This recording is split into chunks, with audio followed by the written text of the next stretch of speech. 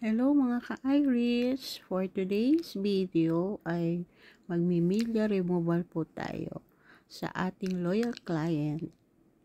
And before we proceed for the milya removal, we need to do the facial cleansing. Yan. So, after ng facial cleansing, naglagay na po ako ng external anesthesia. And kailangan po ay mag-penetrate yun at least 20 minutes na nakalagay sa face. Specifically, kung saan po yung parting tatanggalan po natin ng milya. And after 20 minutes po na nakababad yung anesthesia doon sa portion na tatanggalan natin ng milya, na yan po, nag-ano na po ako dyan, nagko-cauterize na po ako. So, good thing is, mababaw lang po yung ano niya sa face, yung milya niya. Kaya hindi masyadong yung pagkakakoterize sa portion na kung saan ako tinatanggalan ng milya. Although mararamdaman pa rin na medyo may pain. Pero tolerable naman po yung pain. Kasi nga po meron naman siyang supporting na anesthesia.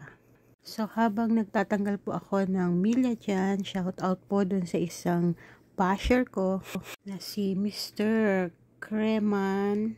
Cremar Perendia Resistwa. Ang sabi niya po nag-comment siya dun sa isang video ko na ba't ganyan daw ang boses ko, itulog ko na lang daw. And this will be my answer. Pasensya na po sir, hindi po ako pinanganak na may golden voice. Kaya kung ayaw niyo pong naririnig yung boses ko, leave na lang po kayo sa page ko. Huwag niyo na pong panoorin, basta i-swipe nyo na lang po kung sakaling dumaan sa wall nyo ulit.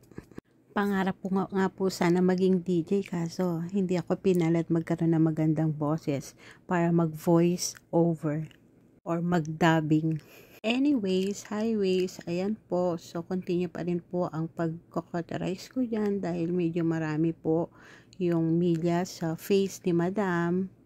Yeah, syempre careful ako dyan dahil alam ko rin ang feeling ng tinatanggalan ng milya dahil ako po ay lagi nagpapatanggal din ng ganyan. Much as possible po, dinadahan-dahan ko yung pagko-cauterize para naman hindi siya masaktan lalo.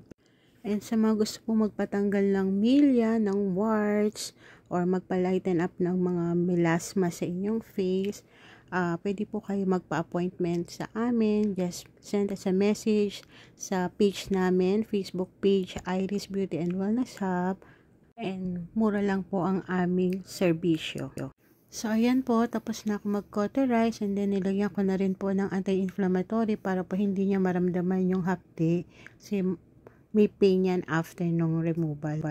Thank you so much, Ma'am Liz of Highview Hills, Apalit, for being loyal sa Iris Beauty and Wellness Hub. Isa po siya sa mga kamag-anak ko na sumusuporta sa akin. Despite na meron siyang option na magpagawa sa iba, still, binibigay niya yung support sa kanyang kamag-anak. Thank you for watching. Have a nice day ahead, everyone. Bye!